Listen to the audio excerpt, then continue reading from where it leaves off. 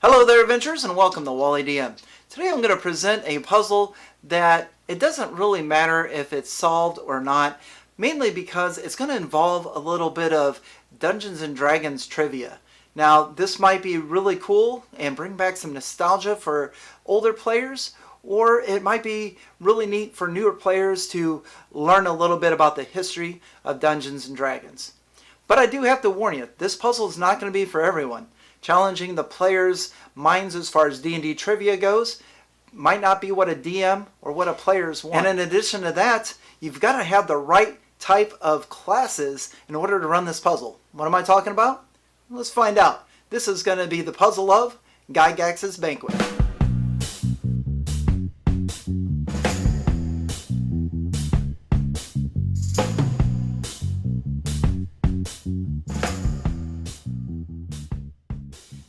Now, as I said, this puzzle might not be for everyone. DMs or players might not want to use D&D trivia in their game. But in addition to that, it's also going to take a specific group of classes.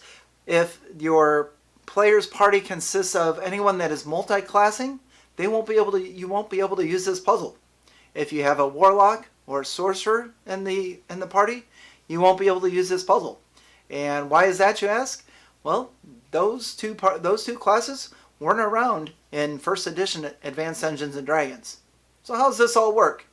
Let's take a closer look. So the story that I have planned for the puzzle is that the adventuring party is in an eccentric old town, maybe removed from the rest of the world or civilization, maybe on an island somewhere, or they have traveled to somewhat of a parallel universe.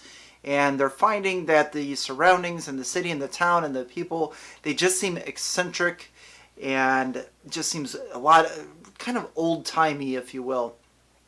Now, they've been around for a while. Maybe they've accomplished a side quest or two and starting to get their names out. They are our adventuring party.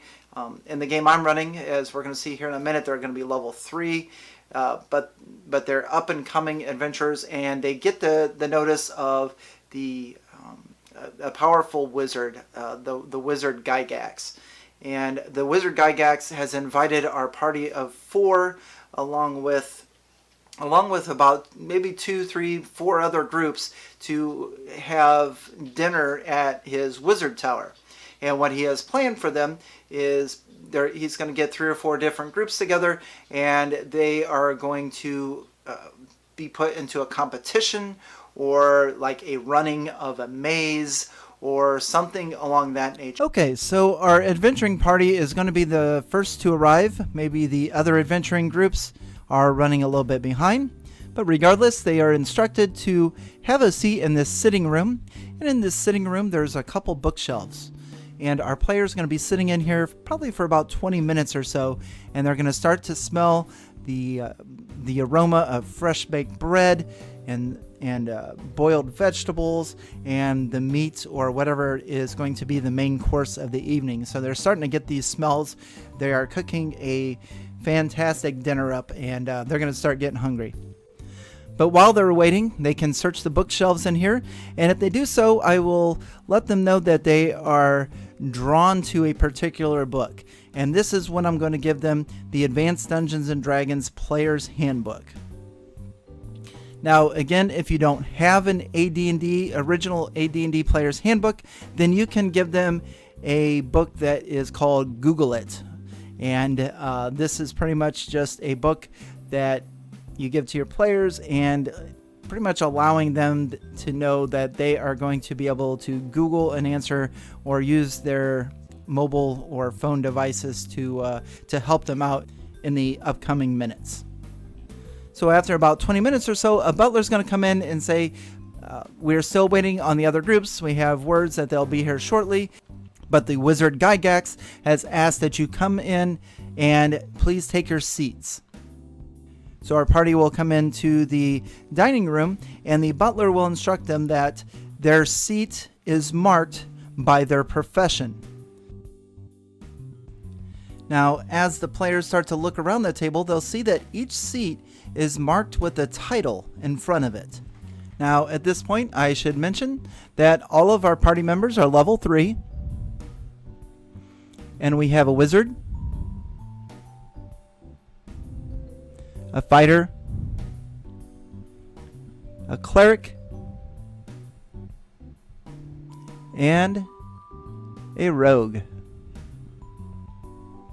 So now that you see the makeup of our adventuring party and the seating chart that's in front of them, do you know which party member sits where? I'll give you a second if you'd like to figure it out. Did you get it? Great. Let's go over the answer. Now, if you're familiar with your Dungeons & Dragons history, you'll see that the place settings for this banquet table are what's called level titles. So in the magic user Gygax's world, they still use the level titles that were found in basic Dungeons & Dragons and advanced Dungeons & Dragons. So for our wizard, he would actually be a magic user in the old days.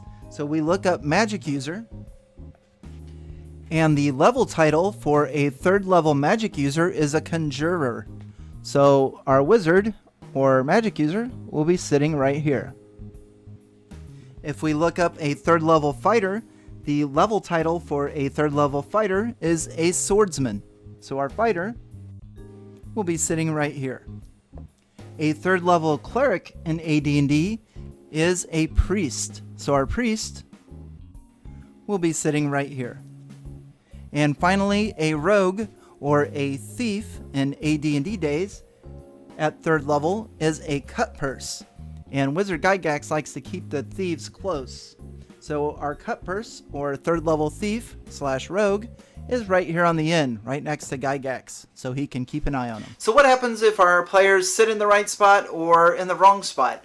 Well, as far as the wrong spot goes, there's nothing bad's going to happen to the players. At the very most, maybe the rest of the adventuring groups don't show up and they have to eat dinner first, and those that sat in the right spot get this gourmet, they pull the top off of the lid and they get this gourmet meal with meats and potatoes and vegetables and breads and things of that nature.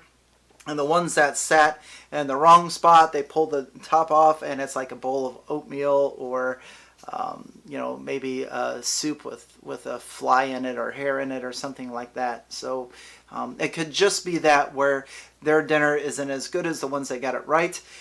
But I'm more or less thinking that after they have their seats, that the rest of the adventurers show up, and the ones that are in the wrong seat, they're like, hey, you're in my spot, and the player will either have to figure out where they're supposed to be sitting, or maybe there's no other places to pick, so they go and sit in the appropriate spot. So the players that do get it right, maybe we do go through these challenges that the magic user Gygax has planned, and maybe I give them advantage on all of their rolls for a day, maybe some kind of luck, maybe inspiration is another thing. But again, this is a puzzle just to teach a little bit of D&D history for those that never played in basic or first edition, or just a little bit of nostalgia for those of us that have. And again, I didn't want to make it difficult or anything like that. Give the players AD&D player's handbook, or once they see the level titles on the placemats at the banquet table, allow them to Google the answer. So that's Gygax's Banquet, and what'd you think? Is this something you might be able to use in one of your future gaming sessions? If so, what would you do differently? How would you incorporate level titles from the good old days in a puzzle or riddle form for your players? Be sure to comment below, and don't forget to like, share, and subscribe. It helps out the channel a lot. Share it with your friends, and as always, on to the next.